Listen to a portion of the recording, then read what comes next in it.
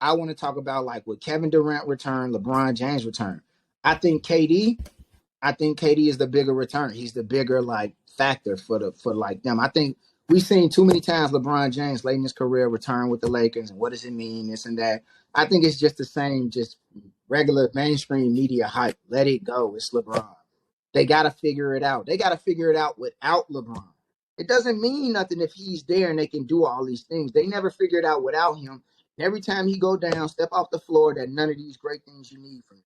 I think it means something more having Kevin Durant back. That way you're not being able to freaking blitz and double team book. He can go out there and get an easy 35 without being taxed. You get with Chris Paul, who can actually go out there and pick his spots and not even have to worry about scoring 12 points, just setting other people up, making the game easier for Aiden.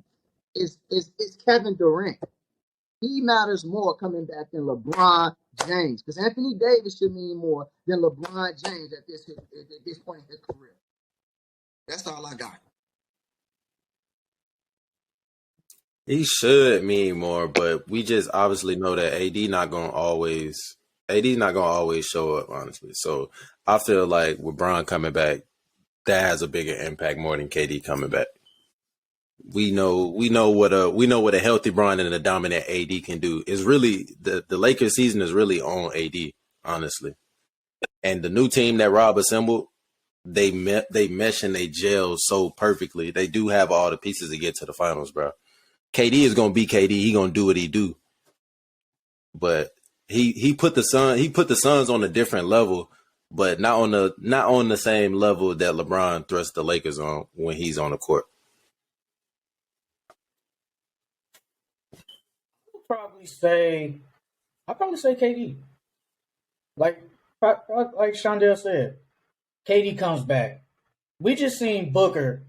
KD was gone for what, 2-3 weeks? Booker has to literally drop 30 points every night because Chris Paul he's not the same, bro. At this point in his career, Chris Paul is just an average point guard. He's just average. He's not going to get you 24 no more. He's going to probably get you at least 15, 16, 17, whatever. But when Kevin Durant comes back, that's another 30-point score, an efficient 30-point score. And it's going to give them a scapegoat with DeAndre Ayton, because I see DeAndre Ayton sometimes don't be showing up, but that takes pressure off him too.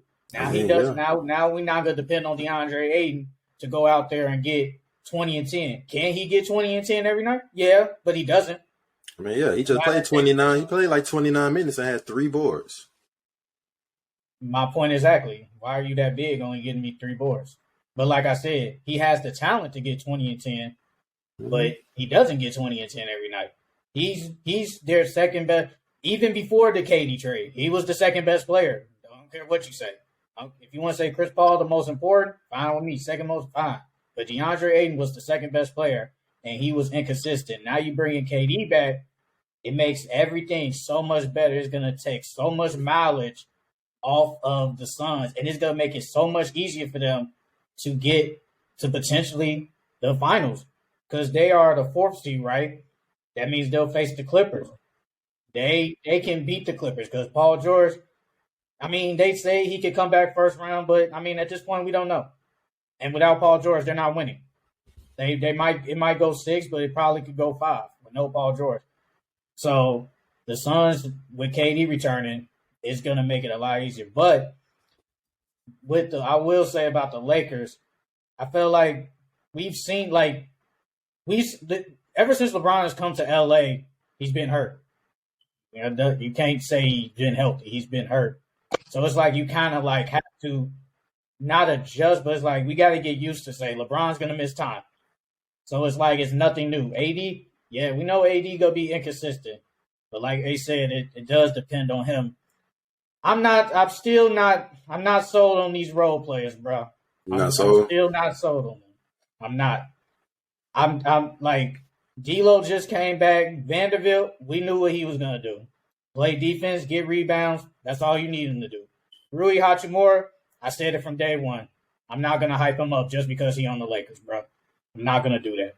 Malik Beasley, he's a catch and shoot guy. Not going to hype him up just because he's on the Lakers. We all know with 3-point shooters, if you can't hit a three, you're useless. That's just how it works.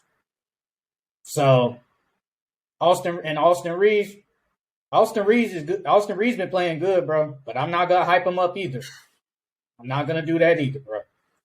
Just because what I saw somebody on Twitter say, Austin Reeves only getting this hype because he on the Lakers. He on the Lakers, and I think that's true because if he was on Minnesota or something doing this, we wouldn't even be talking about him. We wouldn't. That's the truth. But it's the fact that these role players are stepping up in the absence of the star players, and when the other star players isn't playing up to par. That's why they're getting so much hype. Honestly, to me, it's just showing that when the superstars come back, and these guys are that they can trust these guys to step up and take those big shots and make the big shots or make the right plays and whatnot. Take some of the load off, not completely. But these guys complement AD and they complement LeBron. No, I disagree. I disagree 100%. I before I disagree, I want to say that I think Kevin Durant being on the Suns extends Chris Paul's longevity in the NBA.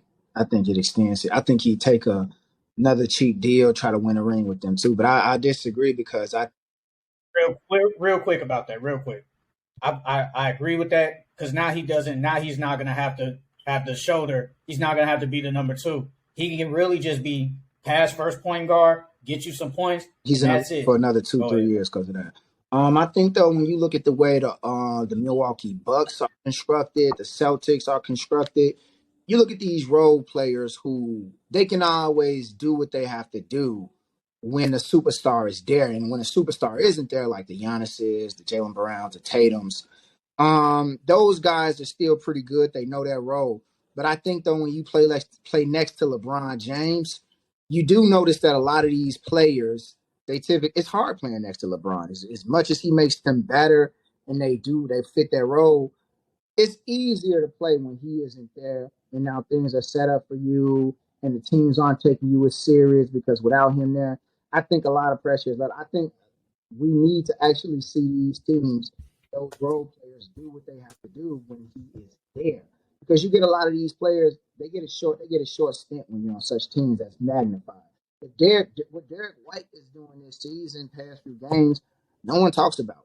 But if Derek White was on the Lakers, they would, oh my God, he deserves to be the most improved. He deserves this. I think honestly, these players, you only believe in that simply because they're on the Lakers. There's no player on the Lakers outside of LeBron James, AD, close to the Chris Middletons, close to the Bobby Porters, close to the Al Horford.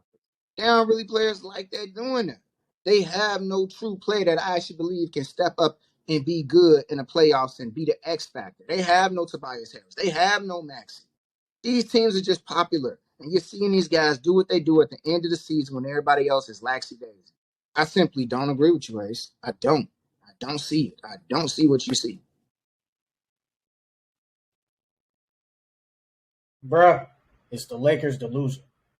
That's all it is. Look, Austin Reeves, bruh, he's decent. But I'm not going to say he OP. I'm not going to say. No. Nobody's saying that. All my argument or whatever, all I'm saying is just that the role players that they do have complement the two superstars. I'm not expecting Austin Reeves to be a Chris Middleton. He's not a Chris Middleton type player. Him to be a Chris Middleton. No, they didn't expect him to be a Chris Middleton. What do you mean? He just came off of being like the 10th man. They expect him to be the Chris Middleton this playoff. He is. I promise you they expect. What's the expectations for Austin Reeves, Sheldon? What you think it is in LA? Just to be for him to be Chris Middleton? Chris Middleton is the number 2 on the Bucks for real. I think he did 3. I say 3. Whatever. He's still Austin Rivers not one of the top 3 players on the Lakers. Austin Reeves? I mean, he's not the third option. Austin Reeves this year. He's not the second or third option. You can say he's their 5th best player.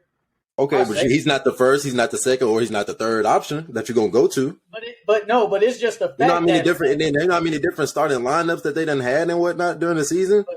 It's just the fact that the last couple of weeks when he dropped them 30 points, man, I ain't never seen that man get so hyped. Like he was getting a lot of hype, bro. And now they're talking about he can get this $80 million contract in the offseason. I mean, like I said, he good, but I'm not gonna overhype him. And then the same with D'Angelo Russell. I said it last week, bro. We can't do this. Just because you're on the Lakers, we can't just overhype you. Like, who's overhyping him? Somebody said he was the best point guard of all time or something. Who's that's how they're making it seem like. Who? What tweets, bro?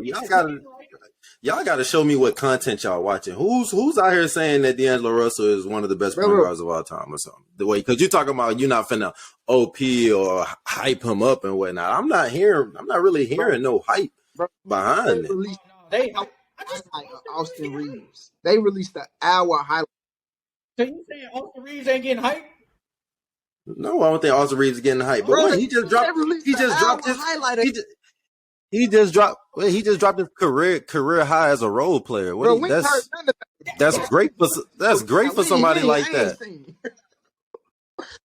Middleton just dropped his career high last night. We ain't heard nothing, not a peep, not a word.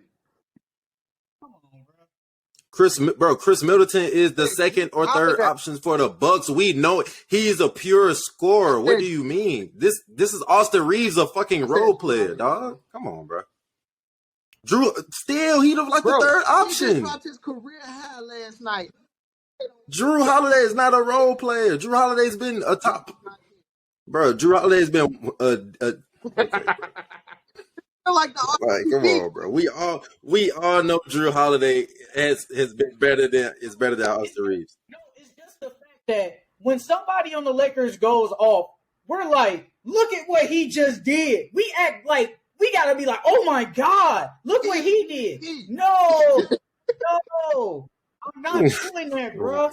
He's decent, but don't be saying like bro, D'Angelo Russell been decent, bro. But now he back on the Lakers. He go off for 30. We could be like, y'all see D'Angelo Russell? Y'all should see what that man just did. No, bro. That's just a good game. And it's the same with Austin Reeves.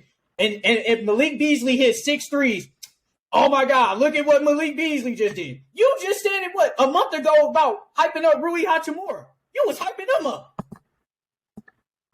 Come on, bro. I hyped his ability up. He's if you go back and you want to look at the clip, what did I say? What did I say that he bring to the table?